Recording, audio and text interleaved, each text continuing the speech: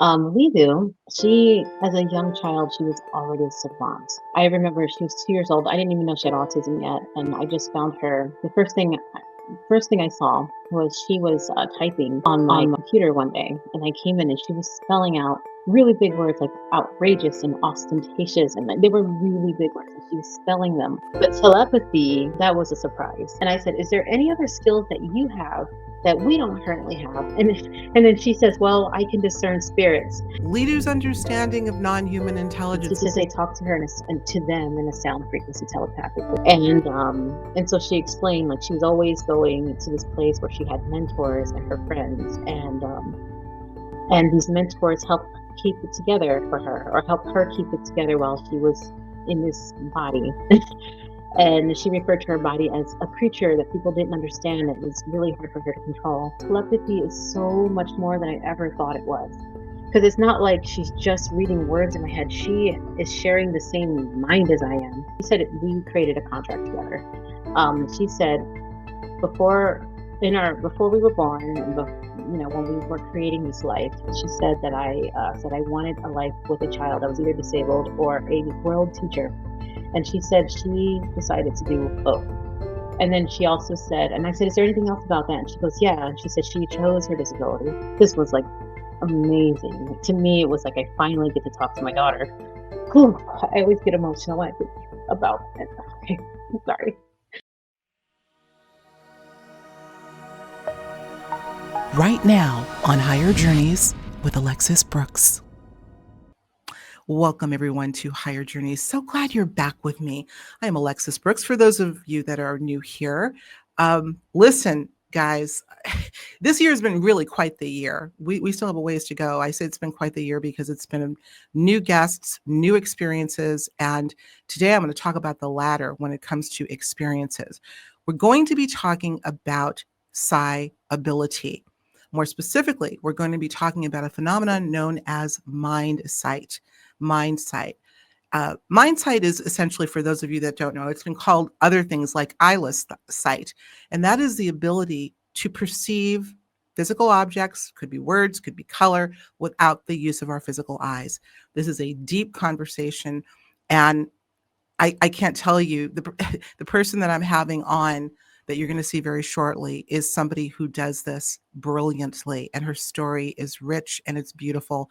And I'm so happy to have the pleasure of bringing Dalia Burgoin onto the show. But before we do, speaking of Dalia, I'm going to show you just what I witnessed in person at a recent event. I want you to watch this. Dalia, Dalia, Dalia, Dalia. I'm impartial, Dalia. All right. Timer set. Dalia, are you ready? On your mark, get set, go. Green. All right, you ready? On your mark, get set, go. Red. On your mark, get set. On your mark, get set, go. Green. Okay. On your mark, get set, go. Black.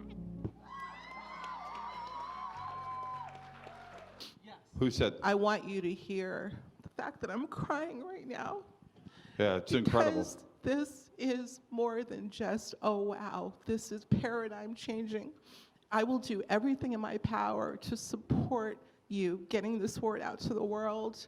It is time we stop being so spiritually dumb and realize what we're made of. Thank you for showing us. I'm just so moved. I didn't think I'd come here and cry. I get moved every single day. I'm just blown away every single day. Okay, I'm going to welcome to the show right now, Dalia Burgoin. Come on in, girl. There she is. Hi, Dalia. How are you? Look at what you say you're blown away every day. Well, really every single day? Do you not get used to this incredible feat of yours? No, I'm always surprised at how much further we can take it, and especially with my daughter. She is the one that teaches me something new every single day. Yeah. It was really interesting seeing that clip because I hadn't actually watched it from that from the video perspective yet. That was pretty cool to see. Yeah, absolutely. Absolutely cool to see. Guys, we're talking about the Psy Games. This is a one of a kind. Literally, this has never been done before, where Dalia was part of a brilliant set, groups of individuals with what we call, some might call it supernormal psi abilities. But Dalia, I know you're going to get into the fact that you're advocating for everyone to try to dip their toes in these waters because we're all capable of doing it. But we'll talk more about the side games later. But I think I want to just start, Dalia, with your story because it's rich. You talk about your daughter, Lidu, who I had the pleasure of seeing also.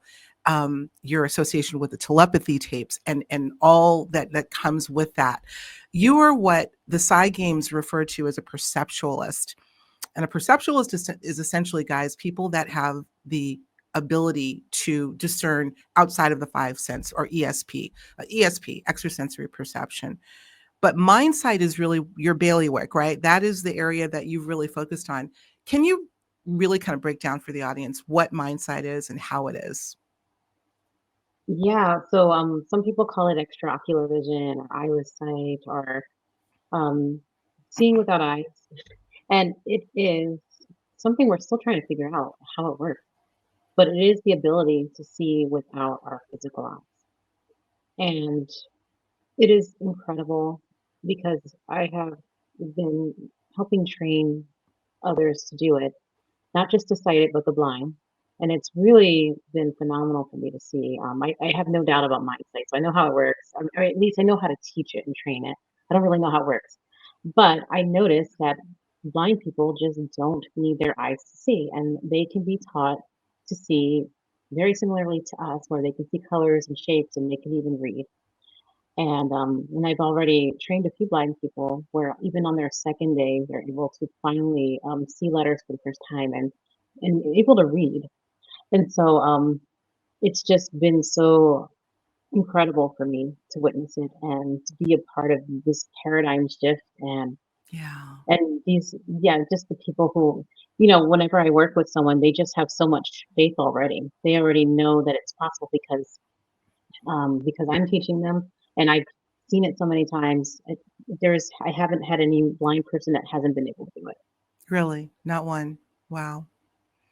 It still kind of boggles the mind for me, Dahlia, how people hang on to the skepticism, even those that want to believe, because we've been so indoctrinated into what we can't do versus what we can. But we're not gonna have that conversation on this show because my audience is so tuned in to not only the possibility of doing this, many of them do these sorts of things themselves. But I want to get into, before we get into deep into the conversation, I want to get into your backstory. And your backstory, of course, has to do a lot with your beautiful, beautiful soul of a daughter named Lidu. Can you tell us a bit about Lidu and how old she is and how the connection between the two of you, uh, insofar as these abilities are concerned?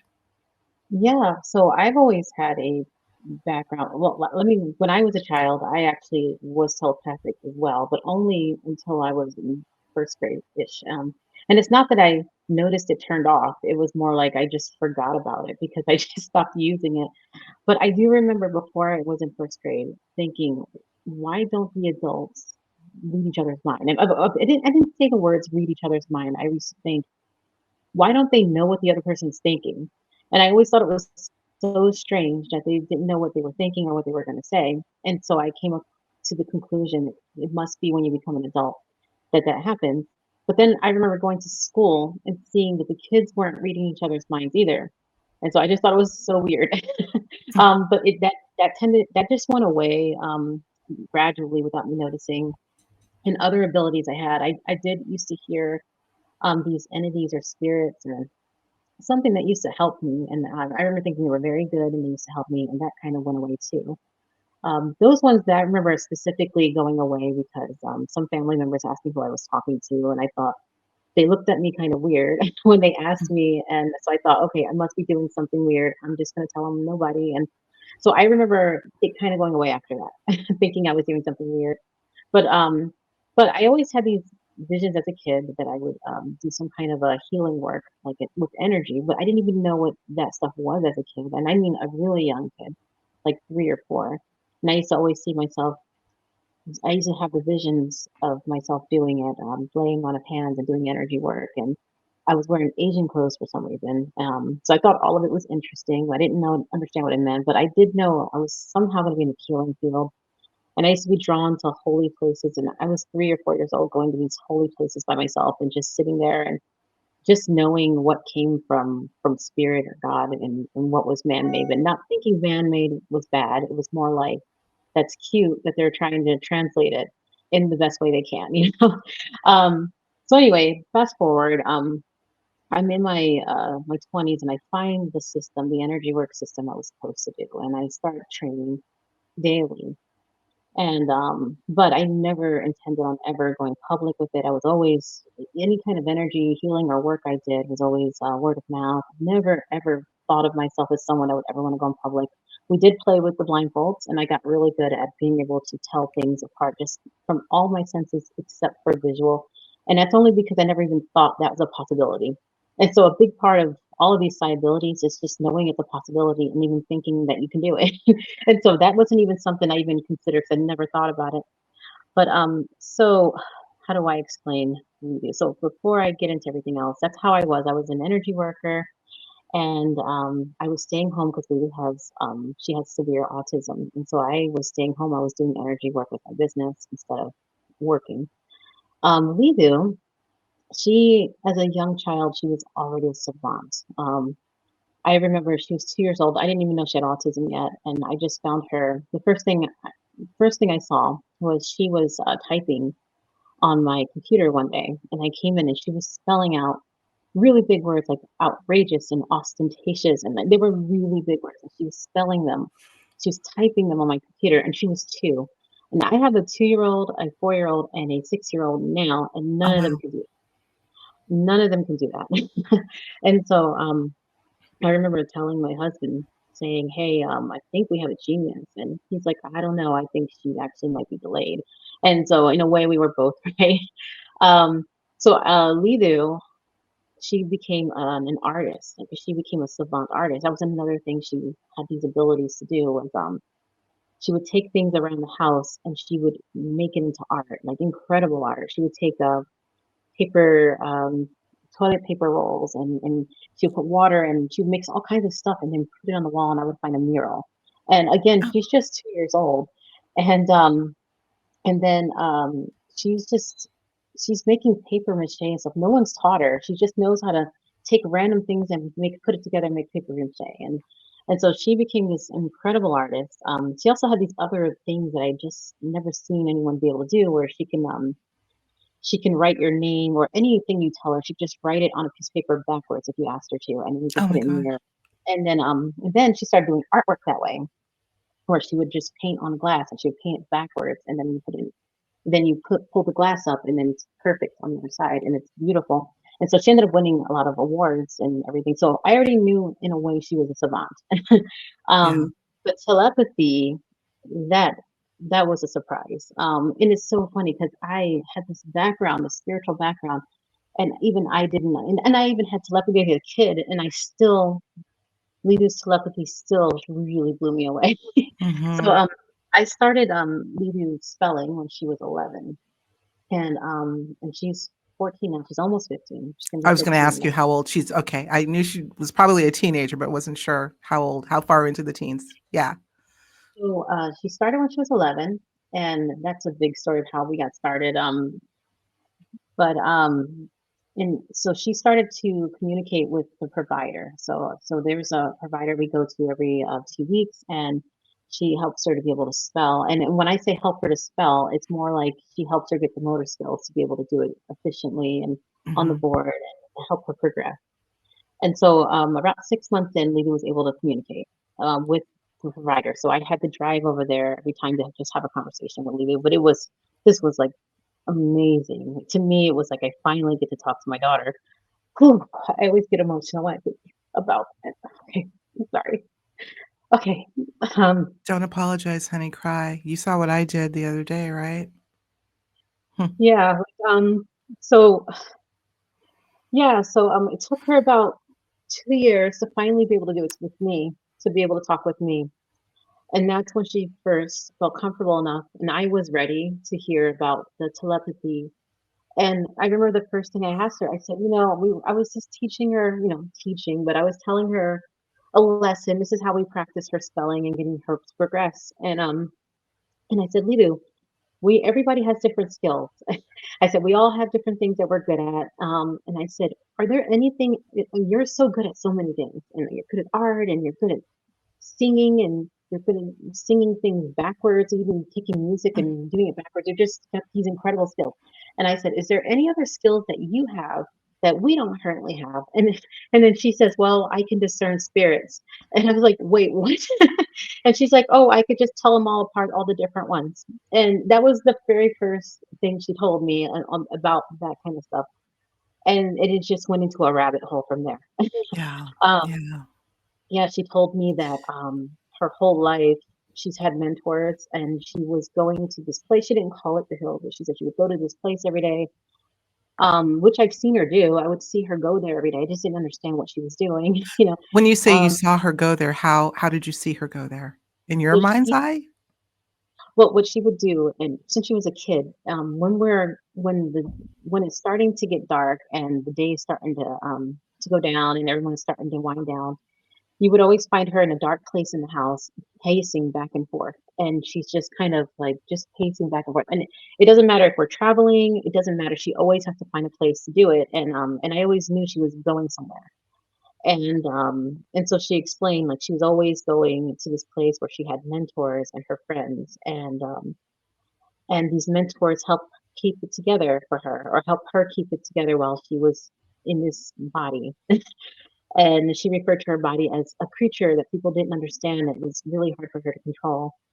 And so it just went into this huge rabbit hole. Finally, I realized that she was reading my mind, because I started to have a lot of, I started to think, Lulu, are you reading my mind? How do you know this stuff? Like, at first, I thought maybe she had extra sensory hearing. She must be able to hear everything. But then she was knowing stuff that I was thinking all the time. And so I was like, I asked her Yeah. straight out, and I said, Lulu, can you read my mind? And she goes, yeah, like nothing. And then I just remember thinking of just the word, and then she spells it, and I was like, what the? And then I remember thinking of an entire phrase, and then she would spell it. And I was like, wow, this is just blowing my mind. And it just went on from there. So We either how went long ago, I'm sorry, how long ago did all of this, when did this all click in and you were realizing the enormity of this? How long ago? How many years ago? It's only been a year. It's only Since been a she year? Yeah, only a year since she's opened with me. But every My day gosh, is a new lesson. So it feels like it's been much longer, but it's only been a year this is still that very new. yeah. And so for me, I remember thinking, like, telepathy is so much more than I ever thought it was. Because it's not like she's just reading words in my head. She is sharing the same mind as I am. Um, so if I read a book, I could just go and talk to her about the book. I could just say, hey, what did you think? And she can just pick a part that I'm not even thinking about and tell me about it, because she has access to whatever I've done. Um, when I go on a seminar, like, for example, like, there was a time I was talking to a friend about angels, and he says, "What did Lulu say about angels?" And I said, "Well, she said that not everyone has angels, but the majority of us do, like 90 something percent." And that was the word. But anyway, I said 90 something percent of us do, and everyone that has angels is also telepathic. So most of us are telepathic, and Lidu differentiates telepathy from eavesdropping. So she calls what she does eavesdropping, because she's just kind of going places. And so I was talking to this friend, and he says, "Well, I must not have angels because I don't have telepathy." And I said, "Well, I think my daughter would disagree." And so Yeah. I totally forget about this conversation, and I go home, and then I said, "Hey, Lee, there's so many things." She's talking about the whole trip. She said she was there. She was talking about a lot of stuff that happened, a lot of stuff I didn't even see. She's talking about it. I was able to validate it. But I said, "Do you have any message for anybody on the trip?" And then she says, "Yeah, for that specific person I talked to." And she goes, "I deem you a telepath." And she says his name, and then she says, "I deem you a telepath." And if you ever question it, ask your angels to show you in a way you understand. And so, Oh and my I remember gosh. thinking, I totally forgot about that conversation, and she brought it up. And that happened several times where there was one person, he asked me to tune into something, and I said I was really tired, and I'm like, I'm only going to guess because I'm too tired to actually tune in. I think it might be this, what you're asking me, but I don't know. I said, maybe I'll ask Lidu when I get home. But when I got home, I wasn't even thinking about that, and I wasn't going to ask her because I just thought, I just barely see her. I'll ask her in 3 days. I'll bring them up. Um, so I said, hey, this nice couple got a gift for you, Lidu. Do you have a message for them? And I started recording.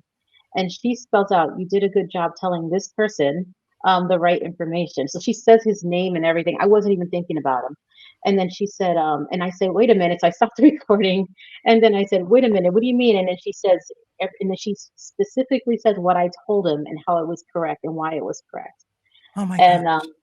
so it was like, so all of this was just blowing my mind. And I was just like, how is she doing this? And I had another friend, he's actually at this seminar right now. He, I told him that Lidu really likes Sonic the Hedgehog. And so, as he was about to get on his flight, I helped him. I went to the airport with him, and as he was about to get on his flight, he shows me his socks, and they were two Sonic socks. And so I said, "Oh, I'm going to tell Lidu. I'm going to have Lidu tune into this when I get back." And so I said, "Lidu, my friend, before he got on his flight, he showed me something. Do you know what it is?" And then I just wanted to see her smile and stuff. And she goes, "Yeah. He had Sonic socks." And then she goes, "But he also had knuckle socks, red knuckle socks." And then I said, "Well, I didn't see that." And so I asked him, and he says, "I did." He said, "They were in my suitcase. I never showed you." And so, like, she just has, and I asked her, "How do you know this stuff?" And she says, "I just teleport myself." And I that's how tell she described it. she's having fun with us, I can tell. And that is just such a joy to hear because I know that not all individuals that have this, we call it ability, this state of being, are as comfortable as it seems like she is with it. And she understands that this is a big deal and she wants to help people. I saw her smiling on stage and laughing and really enjoying it. I have to say to you, Dahlia, I was trying to send a message to both of you. I was trying to send a message to Lidu. I don't know whether it was received or not. I've been thinking about her so much because she touched me so much. And I'm not going to prod, but if she picked up anything, I would love to know at some point. Um, Yeah. there's so much to talk about. Talk a little bit more about your teaching this to others, particularly the blind. I think that is just so incredible. I know you Yeah. spent a little bit of time on it, but tell us a little bit more about that. Hey, everyone. Just a quick reminder, if you're enjoying this content and you want more, don't forget to hit that like button, subscribe to the channel, and ring the bell. This tells YouTube you want to see more higher journeys, and that helps spread the word. It's one of the best ways you can support our work.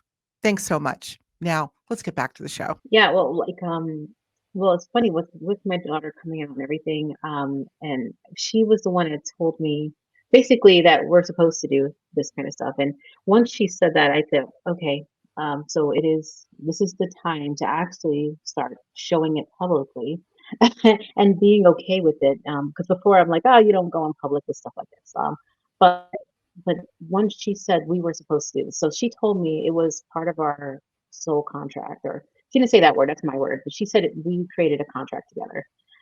She said before before we were born and when we were creating this life, she said that I said I wanted a life with a child that was either disabled or a world teacher, and she said she decided to do both.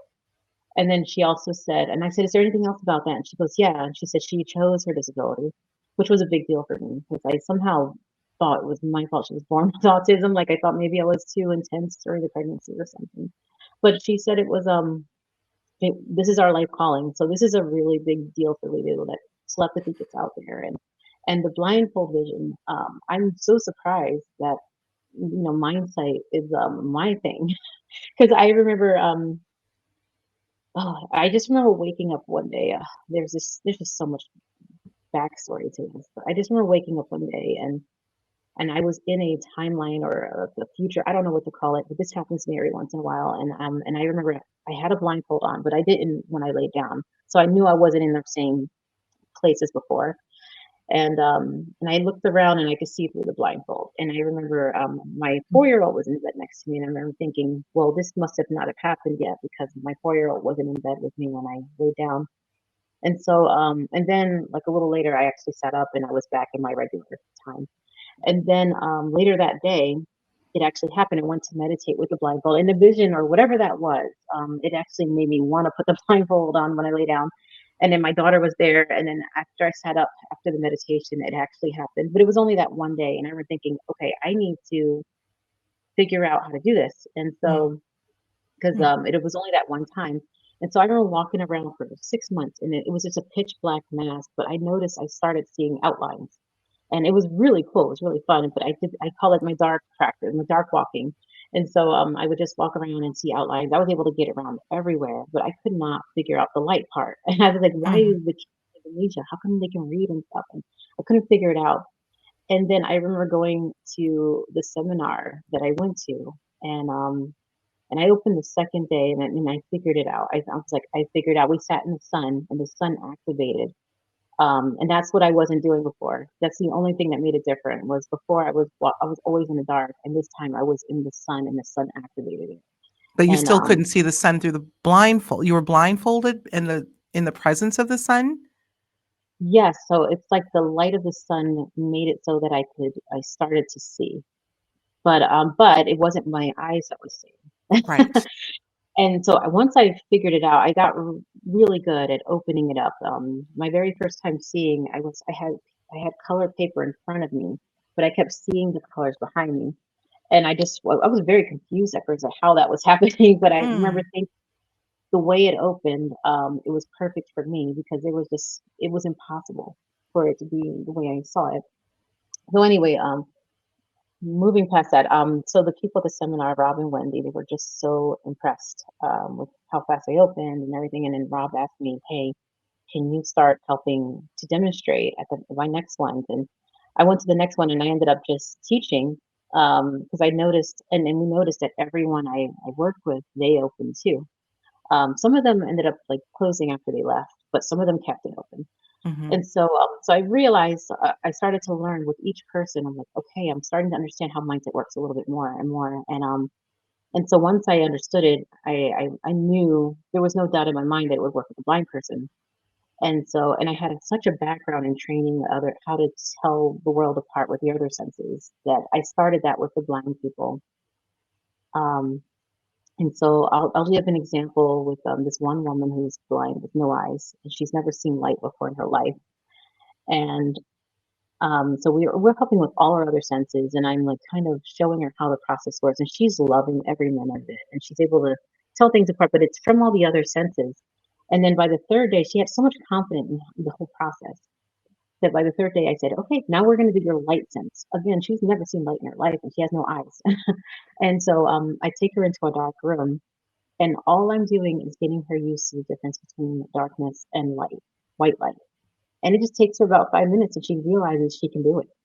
At first it was hard, but then once it was, once with my confidence telling her, you definitely can do it. And she was able to do it within 5 minutes. And then we just kept progressing from there. And so I would start holding the light in different places, and I'm teaching her how light works. Like, with the source of light, the brightest spot is, where you want to look, and then the rest of it is kind of duller. And so anyway, I'm like, so I'm gonna move it around. You tell me where the source of light is, and she was always able to point to it. Of course, Mm. I had to teach her how to point because blind people tend to not really point the same as we do. So I kind of showed her, but she got really accurate, like super accurate. And then I started moving it around, and and then she was always able to follow it with her finger. And this is no Wow. sound or anything; it's just light. And then once she got really good at light, I was even able to put three lights or two lights up, and she was able to just always go like this, know exactly where they were coming from. And so then once she was good at darkness and white light, then I started adding color. And so the way I would do it, I'd never say this is this color. I don't do any of that because she'll have a preconceived notion of what color. So I said, you tell me, is it darkness, white light, or is it different? And Mhm. so she calibrates herself to learn what's the different one, and she gets good within 5 minutes. And then I start introducing what that color. And I'm like, that's good. That's different. That's red. And so and I'm like, you don't have to say it's red. You just keep on saying it's different. And I'm introducing it as red. And then I allow her. And like, now that you know that it's red, you can just start saying red now. And once she's really good, then I say, is it white light? Is it darkness? Is it red? Or is it different? And so I introduce the other color that way. And we're just calling it different because, just the names of the colors, that's all memorization. We want her to see it for the first time and experience it before we Right. label it. Brilliant, your approach. Wow. And so we do Okay. that like good with all the colors and stuff. And we do it in a dark room because there's just too much stimulation. And once they're good at all the colors in the dark room, then we take them out into a normal lit room and have them get good in that scenario. Okay. So that's Wow. just the beginning of how you start with colors. By the way, guys, Once, I want to I'm sorry. Go ahead. You're going to say no, something no, else. no, I was just going to say once they're good with white and darkness, white light and darkness, then we could easily start them on shapes and letters and stuff Yeah. because darkness is just black and white light is just white. And so that means you can just hold up a white paper with darkness on it and they should be able to tell it apart now. Right. That is brilliant. You obviously have a gift in the approach, not just the the aptitude to do it, but to be able to introduce gently and sort of in a chronology to individuals like the blind individuals that you're teaching how to, you're very sensitive to the fact, obviously, that their reference point is different than everyone else's. So the way you're introducing slowly the differentiation, I think, is brilliant. Um, and by the way, what I started to say, guys, is my audience knows when I go like this, it means we're going next door to the after show, and I'm so excited. You got to join us for the Patreon after show, y'all. I was going to call you Lidu again, Dalia. Maybe Lidu's going to show up. Dalia is going to give us a little demonstration on what you may be able to try at home. So, and maybe we can put a link to where you can find Dalia and get trained by her. So we got a lot going on there, but here's a question I want to, or something I want to propose, let's just say, in terms of, you ask the question, you're doing it, but we still don't fully understand what's going on. I'm sure you're familiar with what's called the holographic um, theory of reality, the holographic universe, and maybe even a holographic brain. Michael Talbot wrote an incredible book. My audience knows I talk about it all the time, called The Holographic Universe. And he, in fact, goes into what he referred to as eyeless sight. He didn't call it mind sight, but eyeless sight. As a matter of fact, I'm going to find here where he quoted, not quoted, but he mentioned a couple of situations or a couple of cases of individuals that you may have heard of. One is David Eisenberg, who's a clinical research fellow at Harvard. I don't even know if he's still there or even with us. But he studied sisters from Beijing, China, Dalia, that were reportedly able to see through their armpits. They were able to see through their armpits, and it's gone through some rigid testing. However, they set up the measurements that nobody was able to refute it. They were able. I don't know whether they were blind or they were blindfolded, but they were able, and they said to read through their armpits. Another situation that you may have heard of is a woman by the name of Rosa Kulshova, who was a Russian peasant woman who was studied extensively about her ability to read newspapers with the tips of her fingers. I mean, it was so impressive that I think Life magazine gave her a story about it. So, I mean, you're here. We've heard about these in the in history. The stories have been written, they've been documented, but we're bringing it now into modern day. I mean, I believe Rosa, that she's probably not even still with us. It was 1963, actually, the year I was born, when the article was published by Life.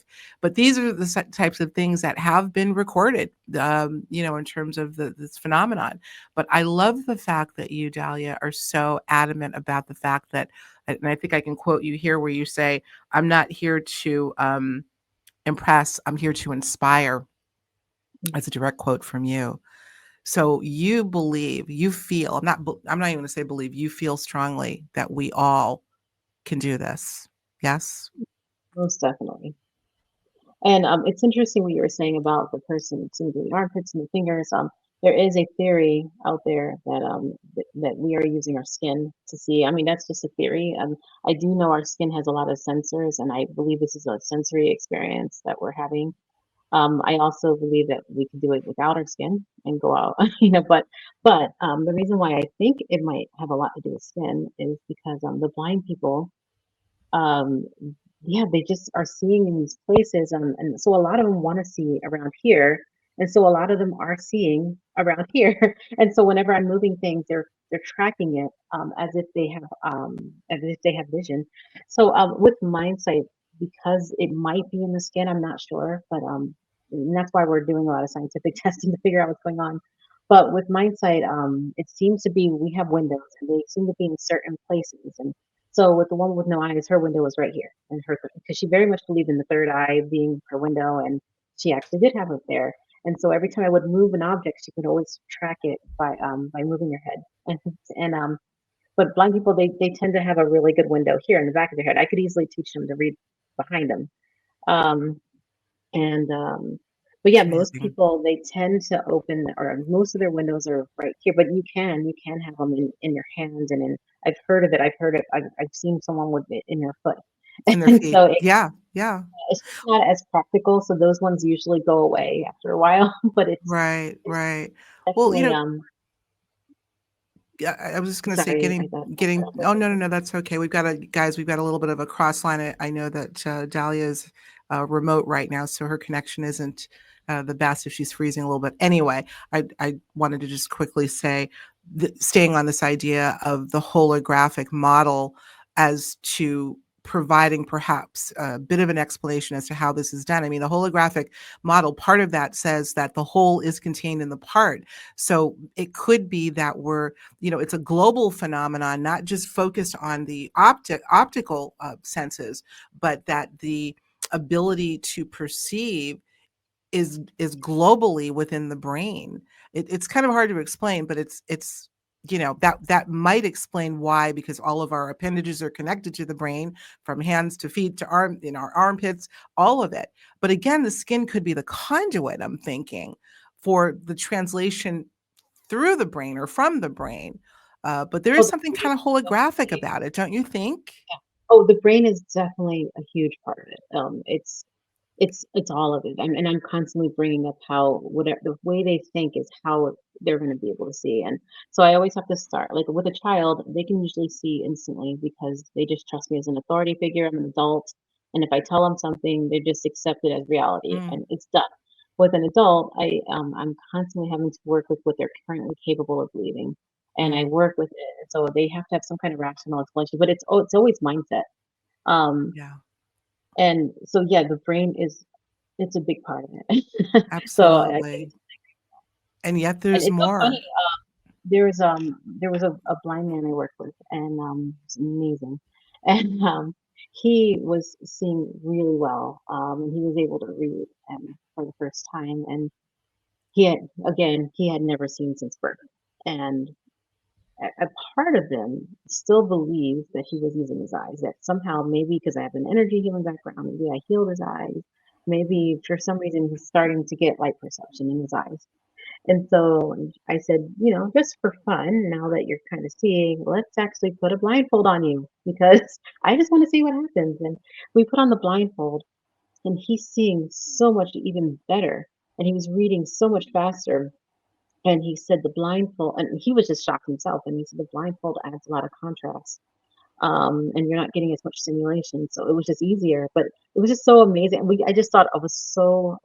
I thought it was the funniest thing ever to see like a blind man with a blindfold, and he's just sitting there reading. This is just like, what kind of a reality am I? Amazing. Absolutely amazing. So much has to do with our belief system. Our mindset affects our mind sight, I think is probably the best way to say it. Speaking of which, in blindfolds, have you used Mindfold? There's a brand, I'm going to give it a little plug, called Mindfold that gets a lot of really, really good ratings. It's a blackout mask. People use it for sleeping, meditation. I'm actually going to put a link because it's supposed to be really, really good. But have you used that particular uh, Yes, blindfold? yes. I actually prefer that one to be Okay. a starter for training. But Oh, I good. always recommend any blackout mask. The more blackout, the better, because your mindset will turn on more the more blackout it is. So Hmm. the mindful's Hmm. a really good it's a really good starter trainer mask because when the Okay. window's you can start questioning, oh, maybe I'm seeing through foam or something, which is not possible because I've actually you can wear the mindful for months. If you don't activate it, it's just going to be pitch black. but Hmm. but once it starts activating, your left brain or your rational brain will start saying, "Oh, maybe I'm seeing this," and it'll start to rationalize. But that's actually good because if your brain believes there's a chance that something like that's happening, it's going to end up making it easier for you to see because you have an Hmm. explanation for it. And then I say, well, whatever. Like yeah, let's say you are seeing through some foam or something now try to explain this, so we get them to progress or the windows get super big and in the beginning they can't even see colors or anything, like there's like it's impossible to see anything. Hmm. And then after they progress after a while they're able to see the colors and they're able to see shapes, they're able to read. And then I remind them, hey, you couldn't do that 10 minutes ago. Every single time they progress, hey, you couldn't do that 5 minutes ago, remember, you couldn't do that. And they're like, you're right. And so mindful's really good to start off, and then I always love to like get them on several different masks to show them like there's the downside is you will not be able to put on a mask and have it be blackout anymore. And so Hmm. if you try to use it to go to sleep, you're still gonna see. So, Right. So I but want to ask you. I want to ask you a question. Everybody saw the clip of you, just mind-boggling and mind-blowing, even to someone as open as me. Not, I didn't question it at all. I was just stunned at the accuracy and how quick you were able, as Hakeem from the side games, everyone was pulling out the color cards, and even. It was happening instantaneously, Dalia. You were calling the colors 100% correct instantaneously. So here's my question for you. To the best of your understanding, is there something that you might be associating with a color when you're getting it's red or it's green? Does it have a smell? Are you getting another sensation that's informing the answer that you're giving that's correct? Because it seems like there's some other kind of data that's coming in, even though it's instantaneous. Do you know what I mean? yeah, like what you're saying though, that's exactly how I train mindsight is I get them super good at being able to tell from all their senses. So they could just tell it by smell. They could just tell it by feel. And with me, all of it combined, and then I also have the actual vision of it or visual of it. So I'm actually seeing it. You're seeing So it in your mind's eye. Okay. yeah, it's as if I'm actually seeing with my eyes. That's what it looks very similar, except higher definition and stuff like that. And I'm Mhm. hyper focused on it. So I actually see him going like this. Um, You actually saw the movement as well as the color. yeah, My goodness. yeah. And I saw them as they were, well, was I focused? But I could have just seen them walk all the way back there. I could have seen the whole thing. So yeah, so I'm actually seeing it. I, But what you're saying though, there is that too. So at contact and desert, I remember Captain Ram, he goes behind me at first, and I remember kind of like, where is it? But I could feel it behind me. I was like, oh, he's behind me because I could just, whenever something's behind me, it tickles me, and so I was like, okay, oh, well he's that's behind. exactly what I'm talking about. Yeah. There's a sensation. You felt something, a tickle. So there's usually sensations that go with it, yeah. But Ah, once you get really advanced, you might start even because it becomes so efficient at it, you start to forget the sensations. But I actually like keeping people on the sensations. Like, no, keep it all. Um, it's really remarkable how it works. And it right is. before you start seeing in real time, for some reason we see really clearly in our mind's eye. It's like you always know what it is before you actually start seeing. It becomes very accurate. I Right. always tell people we don't do this until you get it. You do it until you can't get it wrong. And so Hmm. that's the kind of mindset I try to give to them. So like the people I'm training this week, I'm like, yes, you did get it a couple of times, but we're gonna do it until you can't get it wrong, until it becomes that ridiculously easy. Because that's what a lot of people think psychic abilities equals you have to like meditate forever and it has to be hard and you have to be in the perfect. I said, no. It needs to be. I'm changing the frame entirely. it's super easy. It's almost as if like second nature easy. It's like Right. you Well, know, you're like seeing the that's color. how it's. Yeah, you're seeing the Mhm. color. You are not even recreating. You're not even recreating what's happening out there. You're seeing it, feeling it, smelling it, everything in real time. So, guys, it really begs the question, what are we picking up information with? Is it a frequency that we're picking up? Are we falling into resonance with that frequency? There's something really powerful happening here. I want to bring up, there's so many things I want to bring up, and I'm going to keep track of the time because this young lady is also in the middle of doing a seminar, and she was so kind to when I texted her furiously, please can you come Monday? She said, absolutely, I can for you. So thank you for that. So I'm not going to keep you forever. However, I want to bring up this idea of synesthesia. Are you familiar with that? Yes. I am a synesthete. I see days of the week in color. Today is a pumpkin orange day. It's Monday. Saturday is white. Sunday is red. Tuesdays, I got 3 shades of blue, and they're not primary colors. They're very specific. So I can't help but wonder, and I had to ask, could there be some connection between individuals that have a proclivity or the medical field calls it a condition. I have a condition. I don't quite look at it that way. It's just part of my reality. Could individuals who have synesthesia be more, let's forgive the term, hardwired for something like mind sight, do you think? I totally think so because I think what a lot of people don't have those associations, but when I'm training with someone, I am teaching them to make those associations. And so Mm-hmm. it's almost like they become people who can do synesthesia. And so I would imagine if I haven't met very many that already started out that way, except for my daughter. And I would imagine it would be much easier Well, because you you're already looking at have. one. Yeah, I did Yeah. work with one person, and she's deaf, but she has she has like these things that she can turn on her hearing. And so I noticed, we wanted to try the mind sight, but with mind hearing. And I had a feeling Mm-hmm. she could do it, but she did. And it was through synesthesia. She was always able to tell the sound by the color that it would appear in the air. And it had never happened before. It was her first time was when we were working together. And she says, wow, this color appears every time you do that. And so she was able to accurately tell it apart just from color, Amazing. a sound and a Absolutely. color. Wow. It just makes perfect sense to me, even though to some none of this may make sense. But the way that synesthesia sort of cross correlates or cross there's an intersection of senses where the typical associations with a color or a smell or a touch are not, they're wired differently for people like me, and I know other people that have it as well. But yeah, it's been like this all of my life, and I just accept it. I think it's quite fascinating, actually. um, I want to go back a little bit, Dahlia, to again what happened to me, and I suspect other people that attended this incredible event called the Psy Games, coming home with some very, very uncanny uh, um, instances of psi.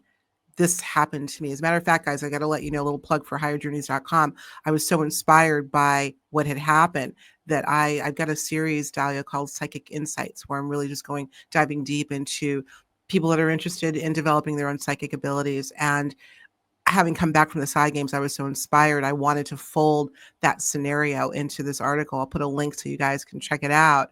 But could we touched on this earlier, and you talked about just, first of all, that this is not the first time that this has happened, but getting back to almost like a quantum model when you're looking at how things interact and entrain with one another, might we have fallen into resonance, literally fallen into sort of an entrainment or a resonance with one another by being in each other's presence at this event?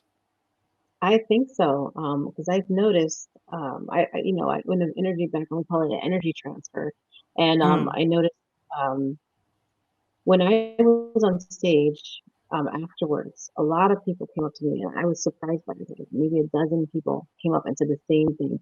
they said, when you mentioned the windows, I closed my eyes and I followed along and I was able to see a window and I was able to see all the colors.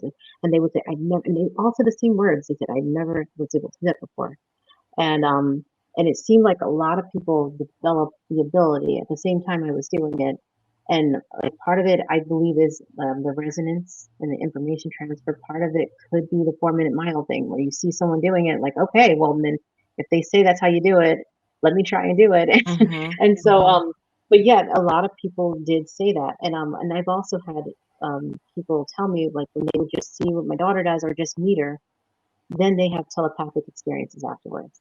And so there is something about it, and I think it's all going to start building, and we're going to get to this point where where people are going to look back and say, I can't believe people didn't believe telepathy was real. Absolutely. I'm with you 100%. I'm banking on it, as a matter of fact, and you're just such an integral part of it. Let's touch on the work that you're doing, speaking of which, in telepathy, the telepathy tapes, and the work of the incredible Dr. Diane Hennacy Powell, who I got the chance to get to know a bit while we were at the Psy Games. You've been doing work with her as well, yes? Yes. Can you tell us about that? Yeah. So she and I, or my daughter and I, are doing work with Stanford, where we're doing these clinical trials and experiments and just proving telepathy. And so we've already done some where my daughter has shown, she's made scientists cry. Like she's made many scientists cry, and they're just like, wow, telepathy is real. This is real. And she's just been impressing everybody. But right now we're working on, some peer-reviewed studies right now, where she and I are going to be, because when we're on stage, I'm making it as easy as possible. My daughter, I'm holding the board for her, but she doesn't really need me to hold the board at all. She can do it independently, and so we're doing it independently now, on camera and many camera angles and all that. And she's facing one way and I'm facing another. It's a random word, and so we're doing it that way now. But yeah, she's one of the it's very hard to find one of the kids that has the motor skills enough to do it independently. But she's working so hard because to her this is so important. This is such important work. This is her life mission, and she has direct access to the team. She calls it. So she has direct access to knowing her life mission and all of our missions, and and so to her it's not even a question. She never questions it. She never wonders. It's just always very clear. And if I ever need clarity and it has to do with our mission, I will ask her. But for the most part, I try to just do it without asking her, because I like, a big part of me feels like, no, I want to get good at getting it for myself, the information. But once in a while I have to ask her, and it's always accurate. She's actually the one that told me. Oh, I don't know if I told you this. So when I saw the first hint of the Psy Games, I remember thinking, hey, Lidu, what do you think about the Psy Games? I said, you think I should go, or we should go? And I'm just thinking, like, as a spectator. And Lidu says, we're going to be there, and we're going to be, or she goes, the team says, so she's talking about her angel team. She says, the team says, we're going to be there and we're going to be center stage. And I said, oh, so we're going to be there and we're going to be like important? And she goes, yeah. And I was like, oh, well, I'll just wait for that to happen. Then I'll see how that plays out. I had no idea how. And then Hakeem, like, reaches out to me and invites me to contact, and he invites me to the Psy Games. And but I didn't have a connection with Hakeem before that. I didn't even know Hakeem knew I could do mind sight. So, did you know Hakeem? We're talking about everyone. Hakeem Isler, who is the founder and producer of this incredible Psy Games event that just took place. But did you know Hakeem prior to Contacting the Desert? How did you come to know him and his work? He and his work. So Hakeem had done a seminar. He had only reached out to me once online as through a friend.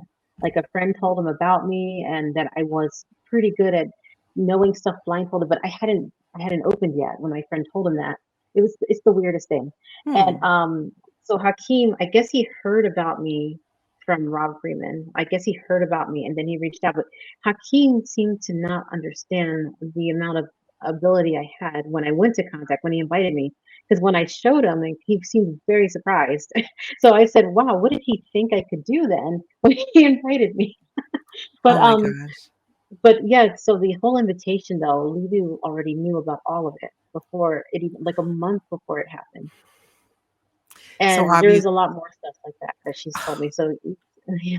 this is just, it's stunning, and it's so exciting and exhilarating. And I think, Dalia, what's even more I knew I'd be excited doing this interview with you today, but I think I'm even more elated at the way Lidu is so, she seems to be, not seems, I'm sure she is so excited and willing to be such a big part of this paradigm shifting moment. And that's why I said what I said on stage. Anything I can do, any little tidbit I can add to help you all get, let the world know, I'm there. I just think this is absolutely stunning. I'd like to just maybe sort of wind down and talk a little bit more about Lidu's understanding of non-human intelligence. I know this has been brought up in interviews that you've done before, but because our audience obviously is so acclimated to the subject of ufology and the ET contact phenomenon particularly, what has she said, if anything, about the distinguishing the types? Because I believe that there's a spectrum of beings that we interact with, perhaps an infinite number. But what are some of the things, if anything, that she said to you about those distinctions and her maybe interaction with them Yeah, I haven't beyond the spoken to her angels? about the distinctions, but she definitely said that there are very different. Because at first I thought, the way she would describe like the the non-human entities and the way she would describe them, said, Lita, it just sounds like you're talking about angels because you're saying that they're here to help us with our telepathy and they talk to you telepathically. You can even ask them to help you and they can. I said, that sounds like angels. And she goes, nope, they're not. There's different beings that can do these kinds of things. But she was talking about the ones that she's talking to are very benevolent, and that she says they talk to her and to them in a sound frequency telepathically. Mhm. And she was saying when we were at the Sky Games and we were doing that Sky Watch, she said, "Oh, I don't remember the exact message, but she said to ask them to reveal their teachings, and they will." She said something like that, and it's always telepathic, but she says, "Ask them to reveal their teachings, and they will." So you were at the Sky Watch. We were, let me tell the audience. So Chris Bledsoe, who I know many of you know that name, conducted, he was part of the Sky Games as well, and he conducted an incredible Sky Watch with his whole family. We were all there on top of a roof of the Omni Hotel in Charlottesville, Virginia. And lo and behold, not quite sure exactly what we saw, but we saw something, and we saw movement. I'd love to get more of what Lidu thought about. Did she feel that we were looking at Yes. craft? She did. Okay. What's interesting about that is the night before, that was the overcast night. That was the original night we were supposed to Skywatch. And Lidu, I said, Lidu, let's go to the Skywatch. And Lidu said, she said no. Like she said, she didn't want to go. It wasn't worth going. And I said, oh, okay, then I'll just go by myself then. So I go, and we didn't actually have any activity that we could see. It was overcast. And so That the was the next night night, before. Yeah, that was the yeah, night and before then he the canceled next it. night, Ryan, I was just planning on going to sleep. It was the night of the games. I was super tired. I was going to go to sleep. And then Ryan Bledsoe, so Chris Bledsoe's son, messages me. He goes, hey, I'm just curious, what does Lidu have to say about the Skywatch tonight? And so I asked Lidu, and Lidu goes, yeah, we should go. And then I was like, oh, I wanted to go to sleep. But if Lidu says we should go, that means something's going to happen. And so so we head down there, and they were just so happy she was there. And then she kept saying, yeah, they're here. And she would even like point to where they were. And she kept saying that. That's when she said the message, just asking for their I can't remember how she said it. I always forget. A lot of people wrote it down and remember. But she said, remember, or to ask him for their teachings on how to help us evolve, something like that. Oh my And gosh. but that was the night we had so much activity, There and was a so it was lot a of very, activity. yeah.